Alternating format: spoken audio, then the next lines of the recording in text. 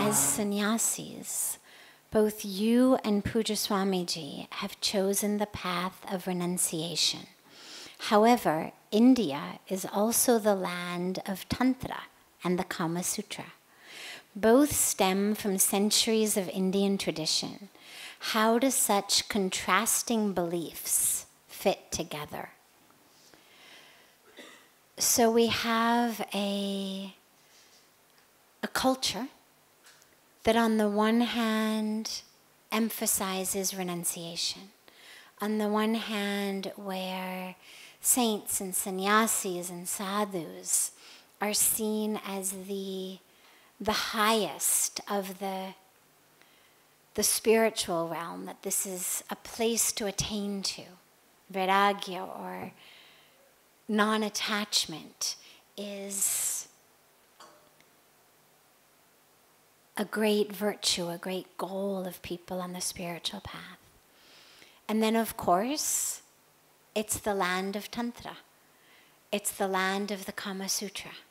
How do these things go together? It's a good question, and it's one that comes up a lot. Basically, there isn't nearly the discrepancy that it seems. The study and the science of Tantra and books, sciences of things like the Karma Sutra, actually are simply parts of a tradition in which every aspect of life should be sacred. For most of us in our traditions, we've got my spiritual practice over here. It's 15 minutes, 20 minutes, 30 minutes a day, maybe an hour a day, whatever it is. And then I've got my whole other area of life over here. This is my holy time, my sacred time.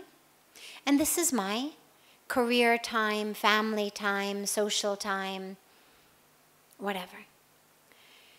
Indian tradition says, whatever you do, it needs to be done connected to God. There is not this distinction between the sacred and the profane. A beautiful way of noticing it is even here on the banks of Ganga. You know, in the West, we've got places and times for mourning, places and times of celebration. Here, you know, you sit in our arti each night, and if you look out across Ganga and just slightly downstream, what you'll see is actually the ghats where they perform the cremations. And the very first time I saw that sitting in our arti, I thought, oh my God, what would it feel like to be at a cremation? To be watching your loved one have their final rites performed, and to be just across the river from all of these people singing and dancing and celebrating. Because in the West, we have these compartments. This is a time of mourning. This is a place of mourning. Thou shalt not laugh. Thou shalt not sing. Thou shalt not celebrate. This is mourning. And in India, there's no such distinction. And I realized actually how beautiful that is, that the distinction between the mourners on the other side, the tragedy on the other side, the death on the other side, and the celebration, the joy, the life on this side, that distinction was only in my Western brain. We've got burning ash on our side, coming out of our yagna fire, coming out of our artis. There's burning flames on the other side, coming out of the cremation. They seem very separate. We seem very safe over here where we're celebrating and singing, separated by this river Ganga. But when you go just a few feet above the water, the flames of our arti and the flames of their cremation mingle together.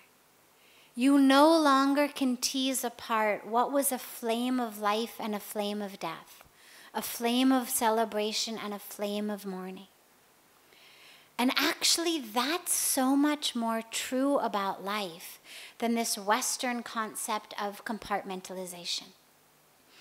You see, if you sit on the ghats before the arti, or you go to some of the other ghats down the way, you'll see people swimming, people splashing, people screaming in the river, families having a great time, Jai Gange, and they're splashing each other.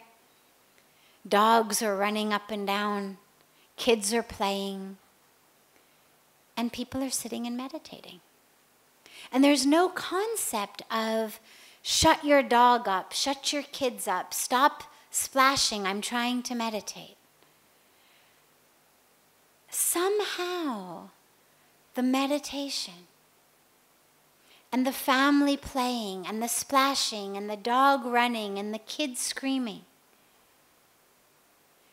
in the Indian concept, are actually all part of the same experience. That it's only my Western brain that says meditation should be over here, splashing families should be over there, dogs should only be allowed to run over there, kids should only be allowed to play over here. These are separate things.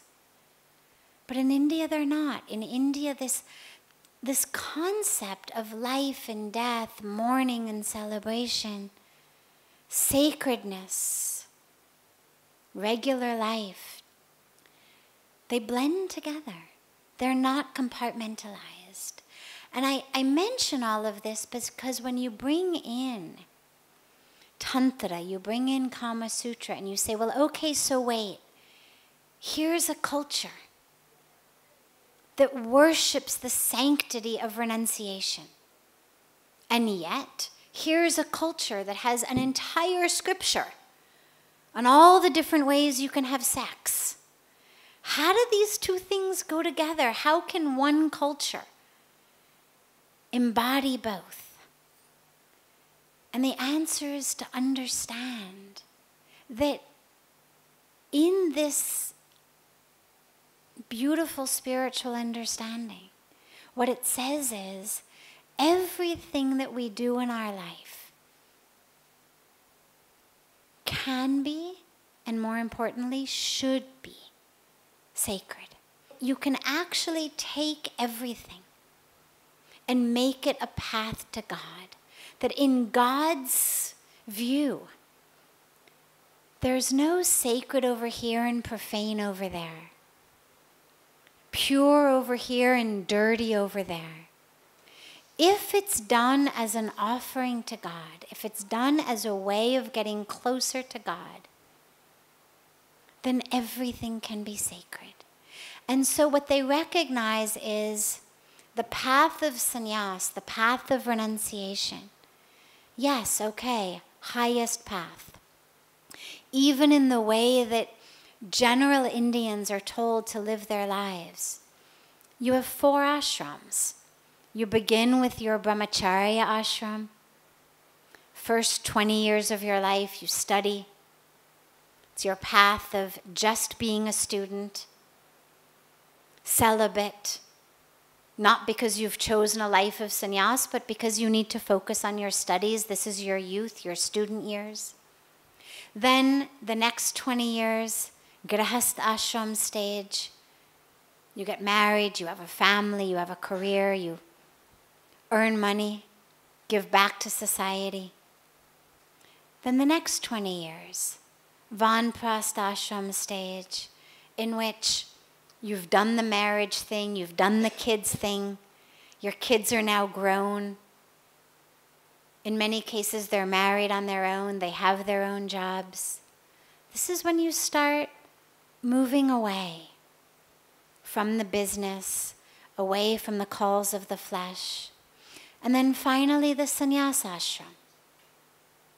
That's what's given in Indian tradition as the ultimate way of living your life. So even if you go through the whole married life, the whole grihast ashram phase of life, nonetheless, sannyas is still seen as the highest final stage. Of course, for those who do it sooner, yes, that is seen as the highest ideal. But what the rishis and the sages and the saints recognized is that path isn't for everyone. Because it's not a path of denial. It's not a path of pushing something away. It's a path of embracing something else. And if you can do it, great. But if you can't, if a path of renunciation feels like a path of denial, feels very difficult, feels like something that you cannot do without being frustrated, then they say, no problem. Be married. Use your marriage. Use your fulfillment of your duties in the family as your path to God. No problem. That's also just as viable, just as good a path. The scriptures are full of stories and examples of people who, through their marriage, through fulfilling their duties, whether to their spouse, to their children, to their parents, to their kingdom, are the embodiments of the divine. And so what it says is, okay, we recognize that during your daily life, in your married life, you're going to be having sex. Even that should be done as an offering to God. Even that should be done as a way of getting closer to God. And that's what the Karma Sutra is about. It's how do we take something that is an aspect of so many people's lives, and rather than seeing it as the profane, rather than seeing it as separate from my spiritual path, if I'm married, if I'm in a dharmic, loyal, monogamous relationship, how can that relationship be my path to God? And this is what the Karma Sutra gives us.